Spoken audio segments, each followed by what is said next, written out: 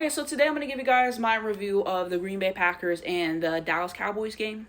So starting off with Jordan Love, so he goes 31 for 43, 337 passing yards, 252 passing yards after the catch, 3 passing touchdowns to no interceptions, 118.1 rating, 3 carries for 28 rushing yards. He was sacked once, and I think that might be a fumble lost as well.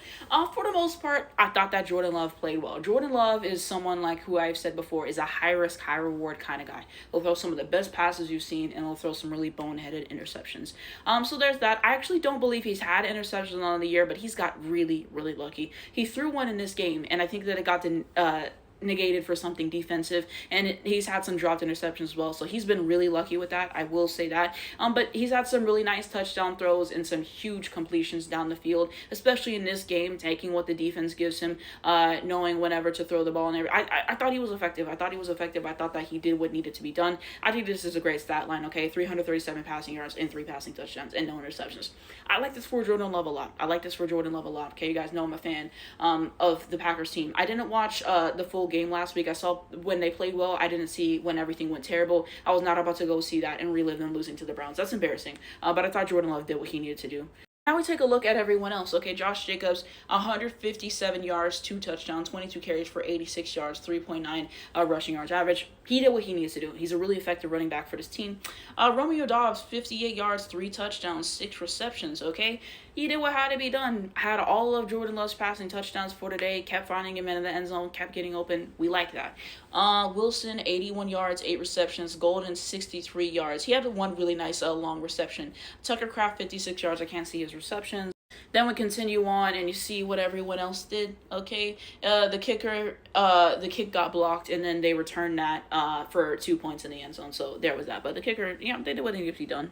Now, if we look at the advanced metrics for the game, okay, so total yards 489 to 436, time of possession 35-33 to 34-27, first downs 32 to 26, third down percentage 10 of 14 to 4 of 11. 4 of 11 on third down, okay.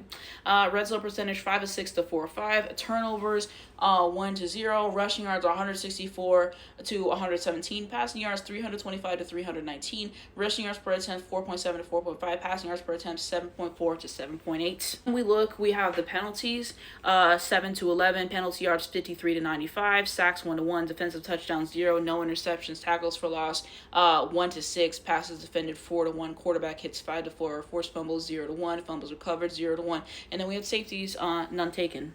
So if we look at the overall box score really quickly, the first quarter 7-0, the second quarter 6 to 16. Okay, yeah, and then the third quarter 7 to 7, the fourth quarter 17 to 14, and then overtime 3 to 3. So this game ends up in a tie, which I agree with a lot of people. I would not like to have seen that. I really wish we would have had double overtime. Apparently they don't do those things, but to have it be in a tie feels so anticlimactic and really changes the complexion of the game, at least for me.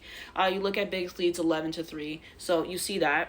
So yeah, like I said, this is a really odd space to be in because the games, it's a win or loss, So to be in a tie, I haven't really been in this position. I think I've only seen one game go to overtime and be a tie ultimately, and that was like a preseason game. So this is my first time seeing it happen in the regular season. So yeah, it's kind of odd to say. I think the entire thing with the Packers, I feel like the defense played really, really well in the beginning, especially in the Cowboys, bro. Just limiting them, making sure they weren't having any explosive plays for the most part. I thought that they played really well. Same thing with Jordan Love and Co. Okay, they had a nice lead in the beginning, and then at a certain point, the Cowboys just started making plays. They started just getting these crazy conversions, so many good conversions that Dak ultimately had, and just kept pushing the ball downfield as well. And I think there was some mistakes by the Packers, if I remember correctly, like a fumble and stuff like that as well, which they were ultimately able to capitalize on blown defensive coverages.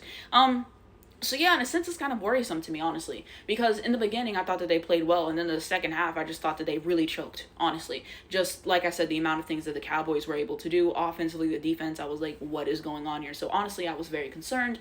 And so yeah, ultimately, we end up getting it done at the end and tying the game with the field goal. So you take a tie rather than a loss. I would have liked to see it been a win. There was some play calling and stuff that I didn't necessarily understand, just some completions, some plays that, you would like to see be played differently. But at the end of the day, it's not a loss. I'll take it. I thought that this was a very entertaining game. But like I said, I would have liked to see a double overtime personally. But, those are some of the thoughts on the Packers that I have at this moment. I look at the Dallas Cowboys side. Dak Prescott, so he goes 31 for 40, 319 passing yards, 136 passing yards after the catch, 3 passing touchdowns, no interceptions, 124.9 rating, 1 carry for 2 yards, and he had 1 rushing touchdown, and he was sacked once.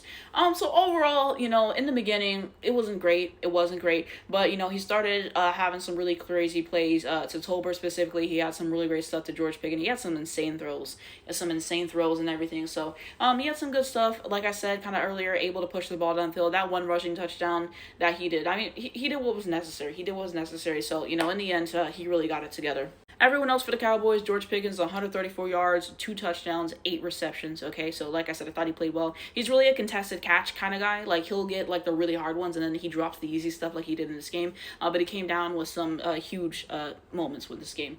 Williams, 100 yards, 1 touchdown, 20 carries for 85 rushing yards. You look at Ferguson, 40 yards, 1 touchdown, 7 receptions. Tolbert, 61 yards, 4 receptions. Turpin, 34 yards, 3 receptions. And then, you see those things. And then we continue on. Brandon Aubrey making all the kicks as he always does. So, yeah, overall, the Cowboys, like I said, it's a tie game, so it kind of changes how you see it. One thing that I will say is that they had a really good defensive plan on Micah Parsons. I forgot to talk about him earlier. This is his return game, right? And so they just consistently double-teamed him throughout the game, and so he wasn't really able to get to the quarterback a whole lot. He did get a sack on Dak, so I will take those things. Of course, but I thought they had a really solid game plan on him going in, pushing the ball down the field, and, yeah, they just did what they needed to do. There might be some plays and stuff that I'm forgetting on this game, but that's kind of the gist. But let me know what you guys think down below. But I really like this for Sunday Night Football. We needed it.